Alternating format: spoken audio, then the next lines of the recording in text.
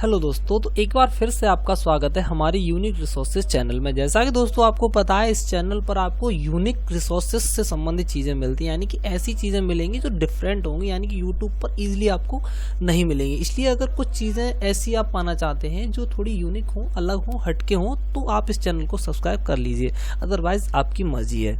तो चलिए वीडियो शुरू करते हैं। आज जो शब्द है दोस्तों, आज का जो शब्द है वो खलीफा।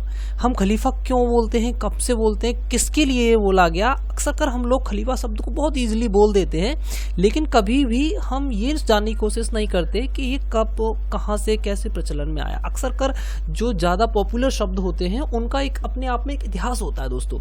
तो उस इतिहास को जानने की कोशिश करेंगे कि ये कब, कहाँ, क्यों, कैसे बोला गया। तो चलिए वीडियो शुरू करते हैं। और वीडियो शुरू करने से पहले मैं एक छोटी सी रिक्वेस्ट करूंगा, अगर आपको वीडियो पसंद आता है तो प्लीज़ लाइक कॉमेंट जरूर कीजिएगा।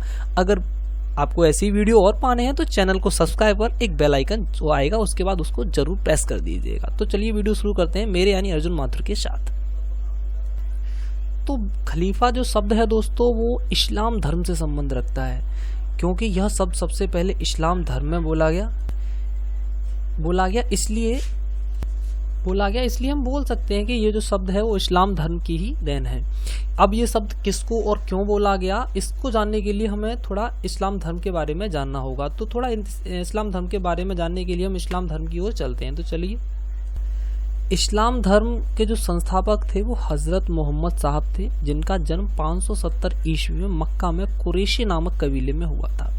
इनके पिता अब्दुल तथा माता अमीना थी। इनका जो विवाह था वो खदीजा नामक एक स्त्री से हुआ 622 ईस्वी में। जो खदीजा नामक जो स्त्री थी वो विधवा थी।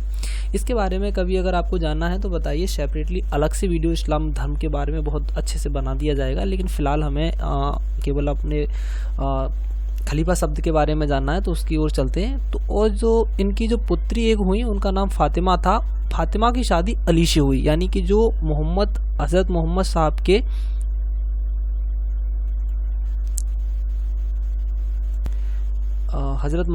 के जो दामाद थे वो अली थे। हजरत मोहम्मद साहब की जो मृत्यु हुई वो 632 ईस्वी में हो गई। हजरत मोहम्मद साहब की मृत्यु के बाद इस्लाम धर्म दो पंथों में विभाजित हो गया। अक्सर कर धर्मों में आपने देखा होगा, जो धर्म होते हैं वो अक्सर कर अलग अलग पंथों में विभाजित होते चले जाते हैं। इसी तरह से जब हजरत मोहम्मद साहब के जो उपदेश दिए गए या उनके द्वारा जो धर्म चलाया गया इस्लाम धर्म, वो उनकी मृत्यु के बाद दो पंथों में विभाजित हो गया, सुन्नी तथा शिया। उनके बाद जो दो पंथ थे वो कौन से थे? सुन्नी और शिया। अब सवाल ये है कि सुन्नी कौन थे और शिया कौन थे। तो मैं आपको बताता चलूं, जो सुन्नी थे वो सुन्ना में विश्वास करते थे। अब सुन्ना क्या था?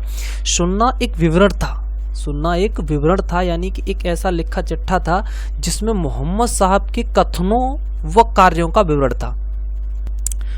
तो जो सुन्ना थे, यानी जो सुन्ना में विश्वास करते थे, और सुन्ना क्या था? पैगंबर मोहम्मद साहब के जो कथनों और कार्यों का जो विवरण था उसे हम सुन्ना कहते थे।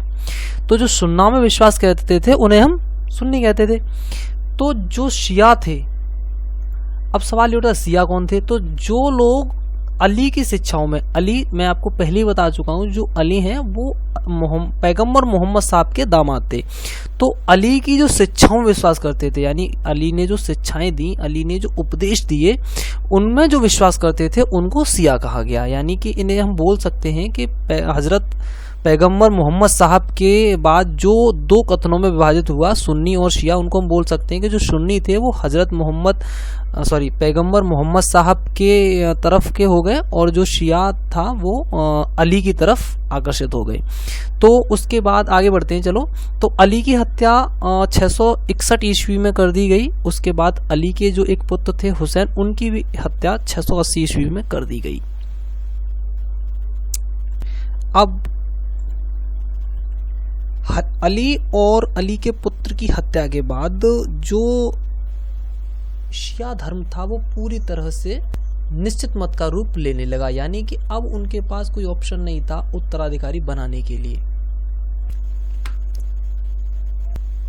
तो हजरत तो जो इसके बाद यानी कि जो पैगंबर मोहम्मद साहब के उत्तराधिकारी बने, यानी कि उनके दामाद अली और उनके दामाद के पुत्र की हत्या कर दी गई, उसके बाद जो पैगंबर मोहम्मद साहब के उत्तराधिकारी बने, यानी कि उनके जो राजपाट पर जो इनका हक हुआ उनको खलीफा कहा गया। आई होप आपको अच्छे से समझ में आ गया होगा कि खलीफा किसे कहा गया।